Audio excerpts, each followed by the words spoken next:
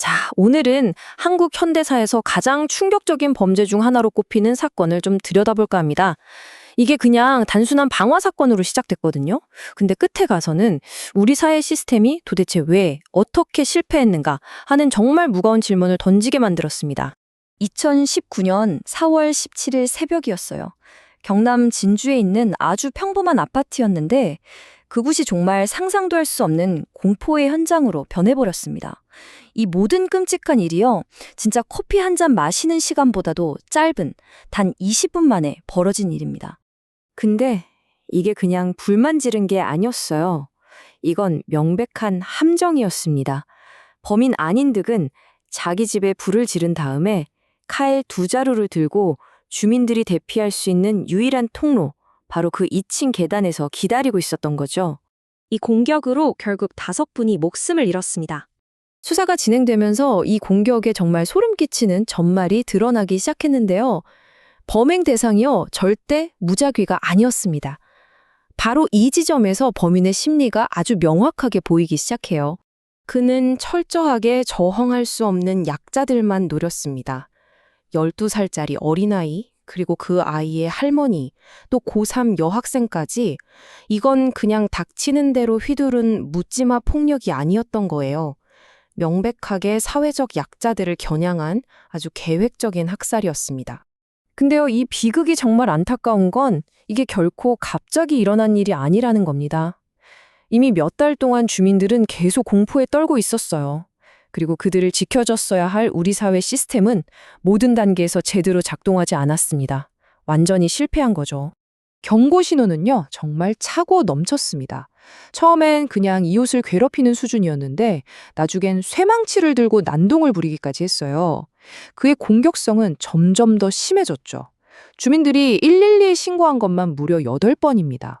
하지만 그는 번번이 풀려났고 그렇게 방치되는 동안 그의 분노는 계속해서 커져만 갔던 겁니다.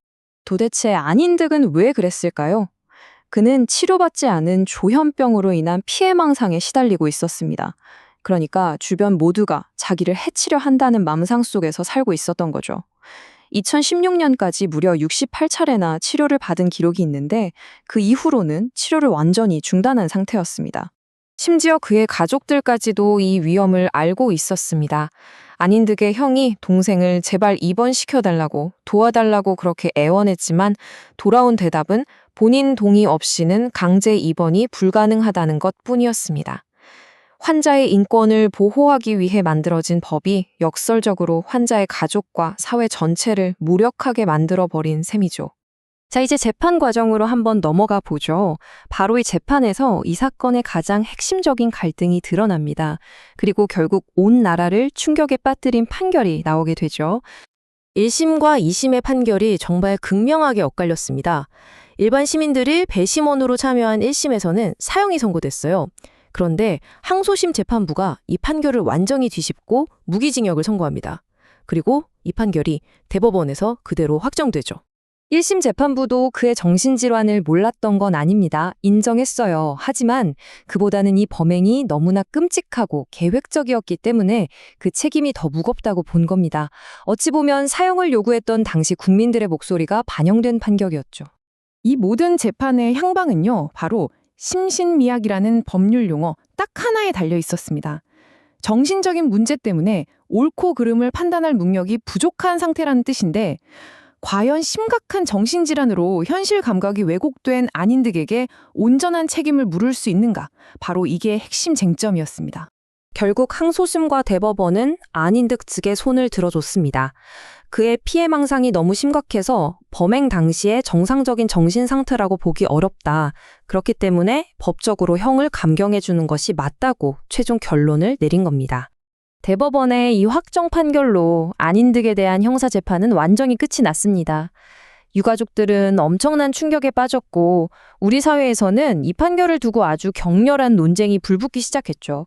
하지만 이야기는 여기서 끝나지 않았습니다.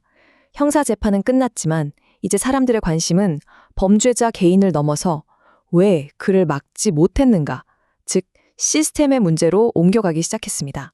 그리고 이어진 민사소송에서 정말 역사적인 판결이 나옵니다. 법원이 국가에게 직접적인 책임이 있다고 판결한 겁니다. 경찰이 제대로 대응하지 않은 것이 국민을 보호해야 할 의무를 심각하게 위반한 행위라고 법원이 공식적으로 인정한 거죠.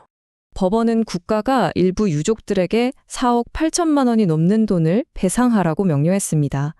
이 돈의 액수보다 더 중요한 건 이게 바로 우리 사회 시스템이 제대로 작동하지 않았다는 걸 국가가 인정한 일종의 상징적인 판결이었다는 점입니다.